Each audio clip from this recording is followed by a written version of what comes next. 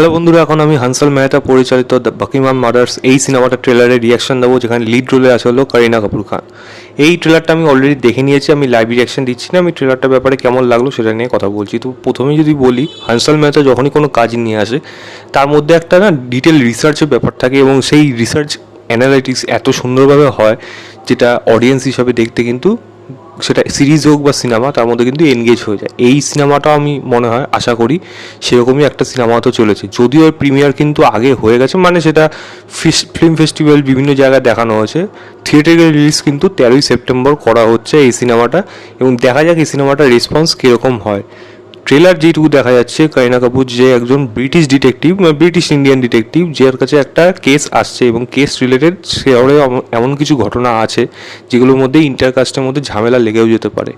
একটা ছেলে নিখোঁজ হয়ে যাচ্ছে, মার্ডার হয়ে যাচ্ছে, এবং তার অ্যালিগেশন হিসেবে একটা মুসলিম ছেলেকে ধরা হচ্ছে, এবং তার হয়ে তাকে সেটা যখন ইনভেস্টিগেশন করতে যাচ্ছে তখন গিয়ে আরও অনেক কিছু ইনফরমেশন করিনা কাপুর পাচ্ছে। এবার এই ইনফরমেশনগুলো প্রত্যেকটা কিন্তু যে ঠিক বা সঠিক তা কিন্তু না, কেউ ঠিক বলছে, কেউ ভুল বলছে। এবার কে ঠিক বলছে, কে ভুল বলছে, এই নিয়ে কিন্তু সম্পূর্ণ সিনেমাটা রয়েছে। কীভাবে ডিটেকটিভ তাদের খুঁজে বার করছে, এবং তার মধ্যে তার নিজস্ব একটা পার্সোনাল ট্রমা রয়েছে যেটা তাকে বারবার হর্ন করে বেড়াচ্ছে, এবং এটা কি একই সাথে রিলেটেড এই দুটো ঘটনা, নাকি দুটো সম্পূর্ণ আলাদা? এবং যদি সম্পূর্ণ আলাদা হয়ে থাকে বা রিলেটেড হয়ে থাকে, এরকম একটা মেন্টাল প্রেশার নিয়ে একজন ডিটেকটিভ হিসাবে করিনা কাপুর কীভাবে কালপিটকে এখানে ধরবে এবং আলটিমেটলি কে এই ঘটনাটা ঘটিয়েছে এবং কেন ঘটিয়েছে সেটা জানা যাবে এই সিনেমাটা দেখলে। তো দেখুন, ট্রেলার যেরকমভাবে করা হয়েছে, ট্রেলারটা কিন্তু গ্রিপিং করা হয়েছে, ফাস্ট ফেস করা হয়েছে, এবং একটা কিন্তু এনগেজিং ব্যাপার রেখে দিয়েছে, এবং তার সঙ্গে ব্যাকগ্রাউন্ড মিউজিকটা কিন্তু ট্রেলারটাকে একটা পুশ করছে।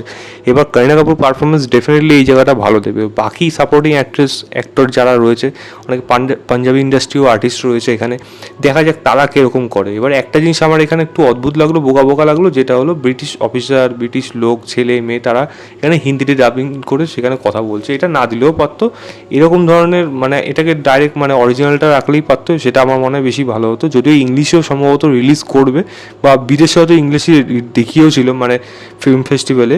এটা হিন্দি ট্রেলারটা আমি যেটা দেখলাম, হিন্দি ট্রেলারের মধ্যে কিন্তু এই জিনিসটা আমার একটা জিনিস খারাপ লেগেছে, আদারওয়াইজ কিন্তু ট্রেলারটা কিন্তু আমার বেশ ভালো লেগেছে। দেখা যাক সিনেমাটা কীরকম হয়। আমি কিন্তু এক্সাইটেড, করিনা কাপুর ভালো পারফর্মার, সঙ্গে হানসাল মেহতার ডিরেক্টর, দেখা যাক এই কাজটা কীরকম হয়। তো এই ছিল আমার ওভারঅল ট্রেলার রিয়াকশন বাকিংহাম মার্ডার্সে। আমি এর লিঙ্কটা ডিসক্রিপশন দিয়ে রাখবো, আপনারা অবশ্যই চেক করবেন, চেক করে জানাবেন আপনাদের কেমন লাগলো। ভিডিওটা ভালো লাগলে লাইক, শেয়ার এবং চ্যানেলটাকে অবশ্যই সাবস্ক্রাইব করে দেবেন। বাই।